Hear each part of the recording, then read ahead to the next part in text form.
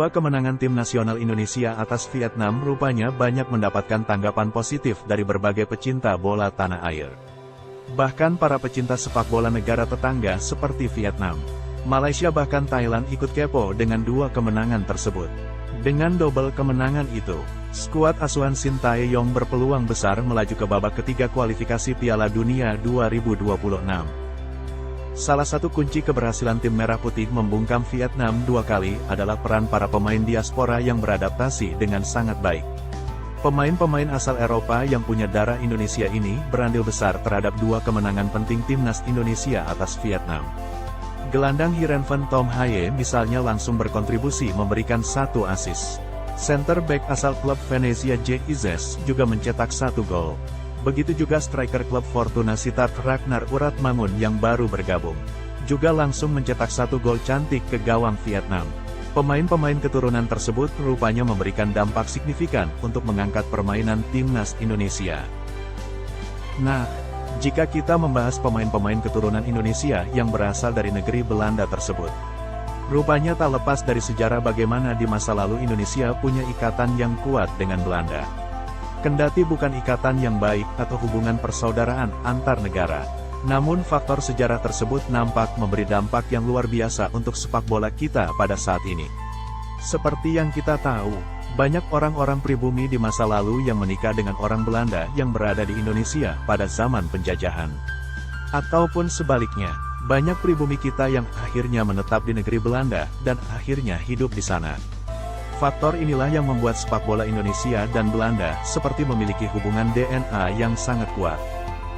Selain karena kedekatan histori di masa lalu antara Belanda dan Indonesia pada zaman kolonialisme, faktor kecintaan kepada sepak bola yang diturunkan dari generasi ke generasi membuat banyak orang-orang keturunan Indonesia yang pada akhirnya mendukung bahkan membela tim nasional Belanda. Jadi, hubungan antara Belanda dan Indonesia itu unik dan sulit dimiliki negara manapun. Kedua negara saling mengharapkan talenta keturunan satu sama lain. Belanda berharap pada talenta-talenta hebat keturunan Indonesia, yang dalam hal ini misalnya dari Maluku untuk memperkuat tim nasional mereka. Begitu juga tim Garuda yang pada akhir-akhir ini di era kepemimpinan Ketua PSSI Bapak Erick Thohir menyadari potensi pemain-pemain berdarah Indonesia yang sedang bermain di negeri kincir angin. Belanda jadi pihak yang sudah menikmati talenta-talenta luar biasa keturunan Indonesia di tim nasional mereka selama bertahun-tahun.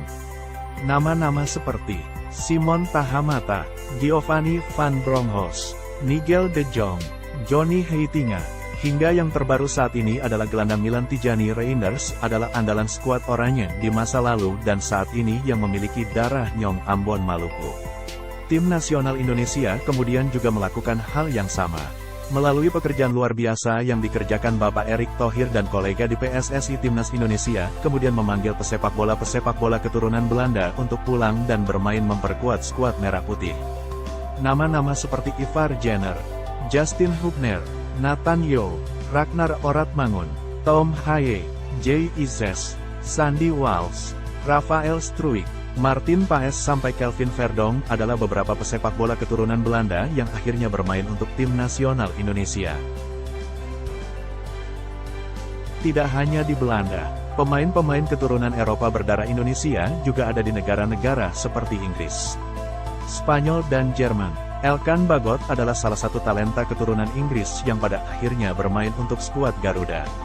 Ada juga nama bek senior keturunan Bugis dan Spanyol yakni Jordi Amat yang juga sudah membela tim Merah Putih. Di luar itu, ada bakat muda asal Jerman punya klub Hoffenheim bernama Amar Barkik yang mempunyai darah Kebumen dari sang ibu.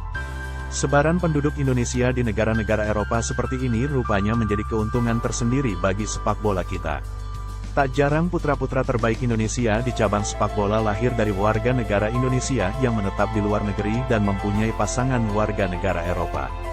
Kondisi ini sulit kita temukan di negara-negara tetangga seperti Malaysia, Vietnam, bahkan Thailand. Jikapun ada, Filipina mungkin yang mendekati Indonesia.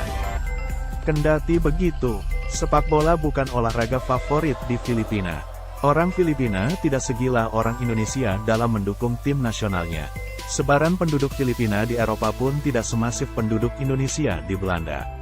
Sekali lagi, Faktor akar budaya di masa lalu pada zaman kolonialisme yang begitu kental antara Indonesia dan Belanda menjadi faktor pembeda yang mungkin susah dimiliki negara-negara tetangga yang menjadi rival sepak bola kita.